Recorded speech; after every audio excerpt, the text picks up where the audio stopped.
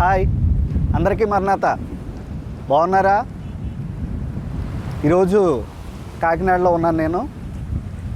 మరి చూస్తూ ఉంటే మోందా తుఫాను యొక్క ఎఫెక్ట్ చాలా బాగా ఉంది ఇక్కడ. మరి మీరు చూస్తున్నారు, మరి ఈ తుఫాన్కి ఆ యొక్క కొబ్బరి చెట్లు ఎలా ఊగుతున్నాయో మనం చూస్తూ ఉన్నాం. మరి సృష్టిలో చాలా చెట్లు మనకు కనబడుతూ ఉంటాయి.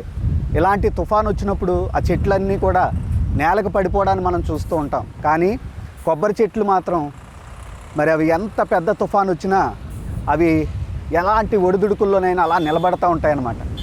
వాటి కారణం ఏంటంటే వాటి వేర్లలో బలం ఉంటుంది.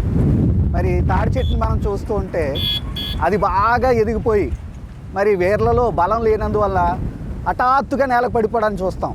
కానీ కొబ్బరి చెట్టు అలా కాదు, ఎక్కువ ఎత్తు ఎదగదు. కానీ మరి బాగా ఆకులు విస్తారంగా ఉన్నప్పటికి కూడా గాలి ఒత్తిడి దాని మీదకి అధికంగా పడినప్పటికీ కూడా అది పడకుండా అలా నిలబడుతుంది. కారణం ఏంటో తెలుసా?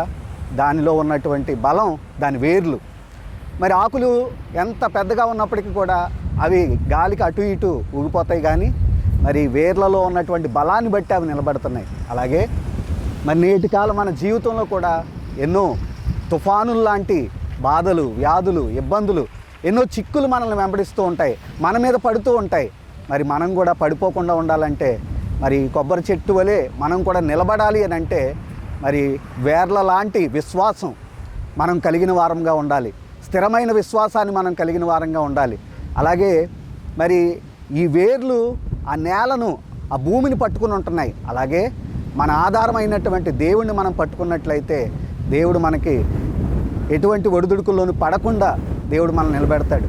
దైవజనులు దేవదాసయ్య గారు పాటలో రాశారు, ఎట్టి చిక్కులు నన్ను చుట్టుకొన్నను నిన్నే, ఎట్టి చిక్కులు నన్ను చుట్టుకొన్నను నిన్నే, పట్టుకొను వాలిమ్ము ధ్వంసానికి మున్నే.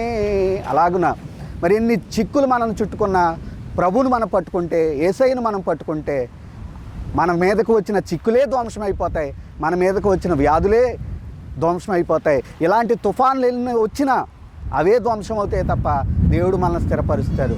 అలాగే మిమ్మల్ని దేవుడు దీవించాలని కోరుకుంటున్నాను. అందరికీ మరణాత.